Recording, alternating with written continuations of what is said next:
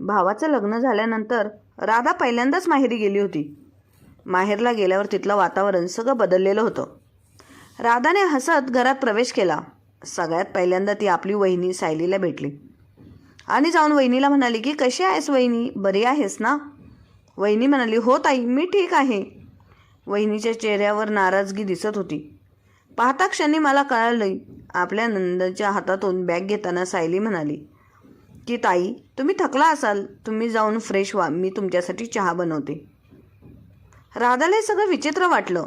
आत्ताशी लग्नाला 1 महिना झाला आहे आणि 1 महिन्यातच तिच्या वहिनीच्या चेहऱ्यावरील तेज निघून गेलं होतं. राधा आपल्या आईपाशी गेली. आईला मिठी मारली. आई म्हणाली की अगं, एवढी मोठी बॅग आणायची काय गरज नव्हती. मी तुला आधीच सांगितलं होतं ना की इथे साडीची काहीच कमी नाही. पण आई, साडी तर घालता येईल कोणती पण, ब्लाऊज कसा बसणार? कुठे आपली बारीक वहिनी आणि कुठे मी? आमच्या दोघींचा ताळमेळ आहे का काय? असं म्हटल्यावर आई म्हणाली अगं, एखादा काळा किंवा गोल्डन कलरचा ब्लाऊज आणला असता तर चाललं असतं. असं म्हणल्यानंतर राधा काहीच बोलली नाही आणि जाऊन फ्रेश झाली. फ्रेश झाल्यानंतर सायलीने राधासाठी चहा बनवला. राधाला कुठे ना कुठे वाटत होतं की सायली जे काम करत आहे ते फक्त फॉर्मॅलिटी म्हणून करत आहे. तिच्या तोंडावर उत्साह अजिबात दिसत नव्हता. कुठे ना कुठे ती आपल्याला परक्यापणाची जाणीव करून देत आहे. तेव्हा काहीतरी आठवत ती सायलीला म्हणाली, हे बघ वहिनी, मी तुझ्यासाठी काय आणलं आहे. राधाने मस्तपैकी साडी सायलीच्या हातात दिली. सायलीने नजरेने ती साडी घेतली आणि आपल्या सासूबाईपाशी नेऊन दिली. हे पाहून राधाला जरा विचित्रच वाटलं. का गं वहिनी, मी आणलेली साडी तुला आवडली नाही का? तू लगेच नेऊन आईपाशी का दिली? ताई, साडी तर खूप छान आहे, मला तो खूप आवडली आहे. पण काय वहिनी, ही साडी मी तुझ्यासाठी आणली आहे ना, मग तुझ्यापाशी ठेव. की राधा आईपासून साडी घेऊन साडी सायलीपाशी देताना म्हणाली. सायली द्विधा असल्यासारखी साडी घेऊन उभी राहिली. सासूबाई फक्त दोघींकडे पाहत होत्या. आई, वहिनीला काय झालं आहे? ती अशी वेड्यासारखी का करत आहे? तिला कशाचं टेन्शन आहे? का ती असं अनकम्फर्टेबल का होत आहे? अगं सायली, नाटकी लई करू नकोस. आता हातात जी साडी आहे तशीच हातात घेऊन उभी राहणार आहे का? जाऊन ठेव कुठेतरी. दुसऱ्याचं मन राखणं तुझ्याकडून होतच नाही. नवीन नवीन नखरे हिला फार जमतात. सायलीला सासूबाई एकदम तिखट शब्दात बोलल्या. आपल्या नंदेकडून आपल्यासाठी असलेला आपलेपणा पाहून सायली इमोशनल झाली आणि तिचे डोळे भरून आले. आणि हे डोळे भरलेले राधाने पाहिले होते. राधाने सगळ्यांसाठी काही ना काही वस्तू आणल्या होत्या. थोड्या वेळानंतर राधा सायलीला म्हणाली की वहिनी, तू आणि दादा हनीमूनसाठी गोव्याला गेला होता, तर आमच्यासाठी काय आणलं? तू, राधा मुद्दामून वहिनीला त्रास देण्यासाठी म्हणत होती. तोंडावर खोटा हसू आणत सायली खाली नजर करत उभी राहिली. आता ननंदबाईला काय उत्तर द्यायचं याचं टेन्शन तिला आलं. राधाचा छोटा भाऊ मोहन म्हणाला की ताई, वहिनीने आणलेल्या सगळ्या वस्तू आईपाशी आहेत आणि वहिनीने काय काय आणलं आहे आईच तुला दाखवेल. मोहन, तू आजकाल खूप बोलत आहेस. आई दराडून त्याला बोलली.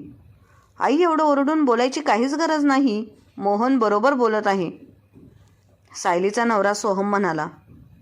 आता तू पण तुझ्या बायकोकडून बोलायला लागला की काय? आई वाकडं तोंड करून सोहमला आपल्या मुलाला बोलत होती. राधाताई, आता तूच सांग, ह्याच्यातून मी कुठे माझ्या बायकोची सायलीची बाजू घेतली आहे? मी फक्त एवढंच म्हणालो की मोहन बरोबर बोलत आहे. त्याच्यामध्ये सायली कुठे? आधी लग्न झाल्यापासून आईला काय झाले आहे काय माहिती. जेव्हापासून लग्न झालं आहे तेव्हापासून मी काही बोललो तर तिला वाटतं की मी माझ्या बायकोकडून बोलत आहे. वातावरण खूप तापलेलं पाहून आपली सायली उठली आणि बेडरूममध्ये जाऊन बसली. सायली इमोशनल झाली होती. तिला तिच्या डोळ्यातील अश्रू कोणी पाहू नये म्हणून तिने नकळत आपल्या पदराने डोळे पुसले आणि निघून गेली. सायली विचार करू लागली. आता शेख लग्नाला आत्ताशी लग्नाला महिना झाला आहे, तोपर्यंत एवढे हाल आहेत. पुढे तर काय होणार आहे काय माहीत. राधाने जसं आता सगळ्यांसाठी गिफ्ट घेऊन आली होती तसेच गिफ्ट सायलीसुद्धा गोव्यावरून येताना सगळ्यांसाठी घेऊन आली होती. तिच्या एकुलत्या एका भावासाठी तिने टी शर्ट आणि आईसाठी साडी घेऊन आली होती. सायलीने खूप मनापासून खरेदी केली होती. बाबांसाठी सायलीने मस्तपैकी शाल घेतली होती. तिला माहीत होतं वडिलांनी गपचूप तिच्या बॅगेमध्ये 5,000 रुपये घातले होते. कारण का आपल्या मुलीने बिनधास्त शॉपिंग करावी. माझ्या आईला, भावाला आणि वडिलांना किती गिफ्ट आवडेल या विचारात सायली होती. ननंद राधा, दीर आणि सासूबाई, सासरे यांच्यासाठी सुद्धा सायलीने खरेदी केली होती. गोव्यावरून ते दोघं खूप आनंदाने मौज मस्ती करून आले होते. आणि घरी आल्यावर सायली आपल्या सासूला सगळ्यांच्या वस्तू दाखवत होती. पण सासूबाईने तर त्या वस्तू गोळ्या केल्या आणि त्यांच्या कपाटात नेऊन ठेवल्या. सोहमने आपल्या सायलीसाठी, बायकोसाठी एक सोन्याची चैन आणि गणपतीचं लॉकेट केलं होतं.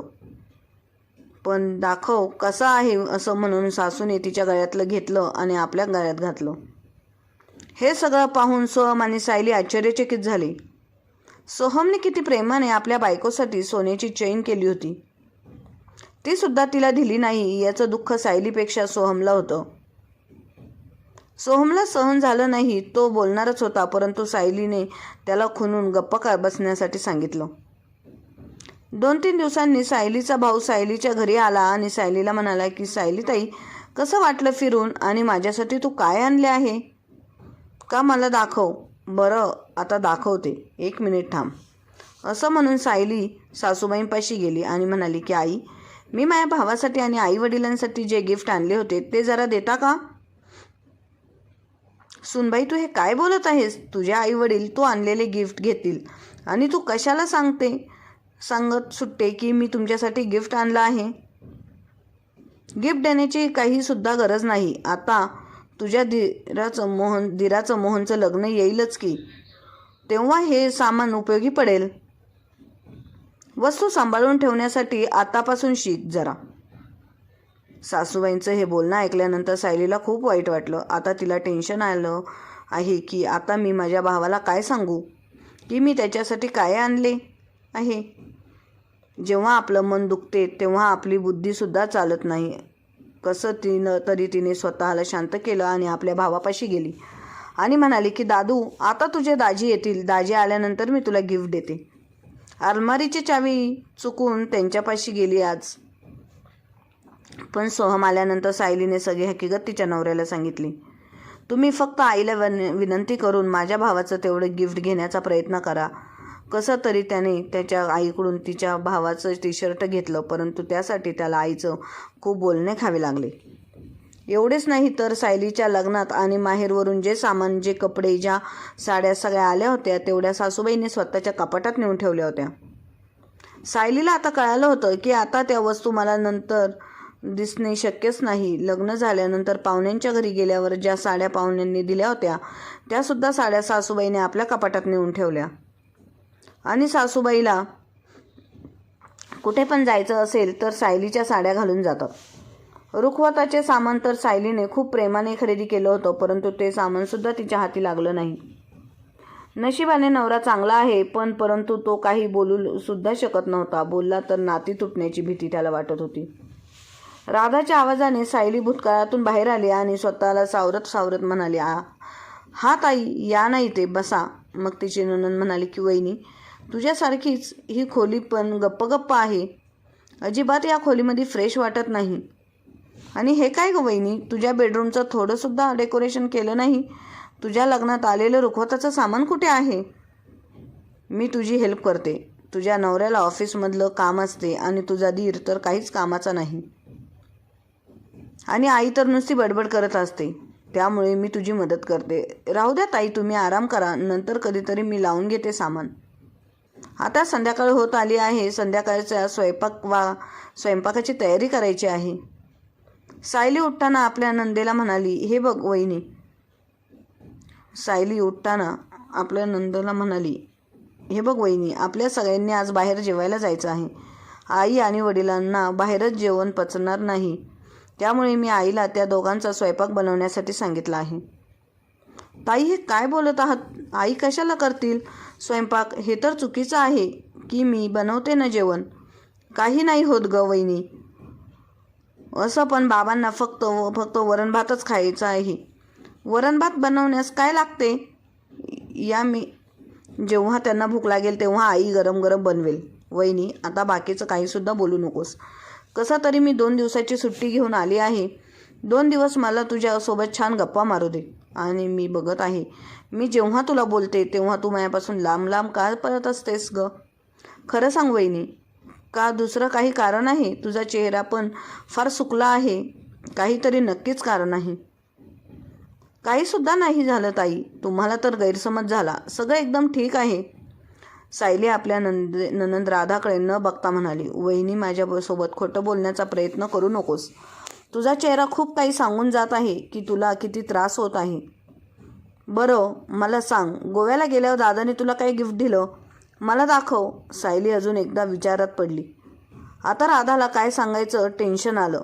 तिला आलं तर आईबद्दल आता काही सांगितलं तरी ह्यांना राग येईल की मी त्यांच्या आईबद्दल वाईट बोलत आहे. सायली खोटं बोलली की तुमच्या दादाने मला काहीच घेतलं नाही. आम्ही फक्त फिरून आलो. राधा म्हणाली की असं शक्यच होणार नाही. माझा दादा तुला गिफ्ट देणार नाही, कधीच शक्य होणार नाही. तर ठीक आहे, जाऊ दे. मला आज तुमच्या लग्नाचा अल्बम बघायचा आहे. कुठे आहे? त्या फोटोमध्ये सोहम आणि सायली फिरायला गेले होते. तेथील सुद्धा फोटो अल्बममध्ये लावले होते. मग राधाने एक फोटो पाहिला. तो फोटो पाहून ती आश्चर्यचकित झाली. त्या फोटोमध्ये सोहम सायलीला ती सोन्याची चेन आणि गणपतीचं लॉकेट सायलीला देताना फोटो होता. हा वहिनी, तू खोटं बोलत होती. हे बघ, हे गिफ्ट दिलं होतं ना दादानी तुला. सायली मनात म्हणाली की अरे देवा, आता याच्या पुढे काहीतरी खोटं बोलली तरी पण मला आता खूप पछतावा लागेल. हळूहळू करून सायली आपल्या नंदेला राधाला सगळं सांगू लागली. ननंद फक्त शांत होऊन आपल्या वहिनीचं बोलणं ऐकत होती. आपल्या वहिनीचा हात हातात घेत राधा म्हणाली की वहिनी, काहीसुद्धा काळजी करू नकोस. मी आहे ना, मी सगळं व्यवस्थित करेल. आता आपण मस्तपैकी जेवणासाठी बाहेर जाऊ. त्यासाठी तयार हो. सोहम पण आता येतच असेल. पण आता सायलीला भीती वाटू लागली. कारण का आपण तर सगळं मनातलं राधाला सांगितलं आहे. परंतु हे सगळं सांगून मी चुकीचं केलं का बरोबर केलं हे आता मला कळत नाही. डिनरसाठी ती सगळ्यांसोबत बाहेर गेली, परंतु तिचं मन काही लागत नव्हतं. सगळ्यांच्या चेहऱ्यावर खुशी होती, परंतु सायली आपल्या स्वतःच्याच दुनियेत हरवून बसली होती. माघारी आल्यावर सुद्धा तिला रात्रभर झोप लागली नाही. तिचा नवरा पण सारखा तिला विचारत होता की काय झालं आहे, परंतु ती आपलं डोकं दुखत आहे हे कारण सांगत होती. दुसऱ्या दिवशी राधा सोहमला म्हणाली, दादा, आज ऑफिसला सुट्टी घ्या, आपण आज फिरायला जाऊ. सायलीसुद्धा जाणार होती. मोहन तिथे आला आणि म्हणाला की वहिनी, हे लॉकेट आईने दिलं आहे आणि म्हणाली आहे की हे लॉकेट घालून तू जा. हे पाहून जरा सायलीला विचित्र वाटलं. ते सगळे फिरायला गेले आणि संध्याकाळी माघारीसुद्धा आले. संध्याकाळी माघारी आल्यावर पाहिले तर सायलीची रूम एकदम सजलेली होती. सायलीला तर विश्वासच बसत नव्हता की ही त्यांची खोली आहे. राधा पाठीमागे उभी होती. सायलीला कळाले की हा चमत्कार नंदेमुळेच घडला आहे. सोहमला सुद्धा हे सगळं समजत नव्हतं आणि राधाला संध्याकाळी ट्रेनने माघारी तिच्या सासरी जायचं होतं. सायली राधासाठी चहा तिच्या सासूबाईंच्या खोलीत घेऊन चालली होती. तेव्हा तिने ऐकलं की राधा आपल्या आईला काहीतरी बोलत होती. आई, मी काल रात्री तुला जे बोलली ते तुला पटलं. तुला तुझ्या चुकीची जाणीव झाली. ह्यातच सगळं आले. आई, तुझे सायली वहिनीबरोबर करत होतीस ते बरोबर नव्हतं ग. जर माझ्या सासूने तसं केलं असतं तर तुला कसे वाटले असते? अगो, जर तू दिलेल्या सगळ्या साड्या वस्तू माझ्या सासूने तिच्या कपाटात ठेवल्या तर तुला आणि मला कसं वाटलं? तू विचार कर बरं. आणि आतापासून तू वहिनीला असा त्रास देऊ नकोस. अगं, वहिनी मोकळ्या मनाने श्वाससुद्धा घेऊ शकत नव्हती. आता तुला वहिनीच्या मनात तुझ्यासाठी चांगली जागा की वाईट जागा बनवायची आहे हे फक्त तुझ्या हातात नाही आणि तू हे सगळं करून साध्य करत होती. काहीसुद्धा नाही. तुझ्या हाती काहीसुद्धा लागणार नव्हते. एवढं तू समजून घे. आई, तुला वाटत आहे का तिचं सगळं घेतल्यावर वहिनीसुद्धा तुझी होईल? पण तसं होत नाही. वहिनीला जर तुझं बनवायचं असेल तर तू घे, नको देण्याचा प्रयत्न कर. मग बघ तुमच्या सासू सुनेचं नातं किती मस्त फुलणार आहे. दरवाजात चहाचा ट्रे घेऊन उभी असणारी सायली त्या दोघींचं बोलणं ऐकून रडत होती. ती तशीच आतमध्ये आली आणि राधाला म्हणाली की ताई, तुमच्यासारखी नणंद सगळ्यांना भेटो. चहाचा ट्रे टेबलवर ठेवून सायली राधाच्या पाया पडायला लागली. परंतु राधाने तिला पाया पडू दिलं नाही आणि तिला मिठीत घेतलं. वहिनी, माझ्या आईमुळे घरातील सगळी शांती नष्ट झाली होती. आईच्या व्यवहारामुळे घरातलं सुख लक्ष्मी पळून गेलं होतं. जर घरातलं सूनच खुश नसेल तर त्या घरातली लक्ष्मी कधीच टिकत नाही. सायली, मला माफ कर. माझ्यामुळे तुला खूप त्रास झाला. यापुढे अशी चूक माझ्याकडून होणार नाही. प्लीज मला एकदा माफ कर. आई, तुम्ही माझ्यापेक्षा मोठे आहात. तुम्ही माझी माफी मागू नका. मी तुमच्यावर कधीच रागवली नव्हती आणि रागवणार पण नाही. तुम्हाला तुमची चूक समजली यातच सगळं आलं. आजच्या सासू सुना दोघीही जाणतात की एकमेकींसोबत मिळतं जुळतं घेण्यातच खरं जीवनाचा आनंद आहे. भांडणे करून स्वतःचे आणि दुसऱ्याचे आयुष्य संकटात टाकल्याने काहीही फायदा नाही. त्यामुळे दोन्ही बाजूने त्रास वाढणार एवढे नक्की. कथा आवडल्यास लाईक, शेअर आणि सबस्क्राईब करा. धन्यवाद.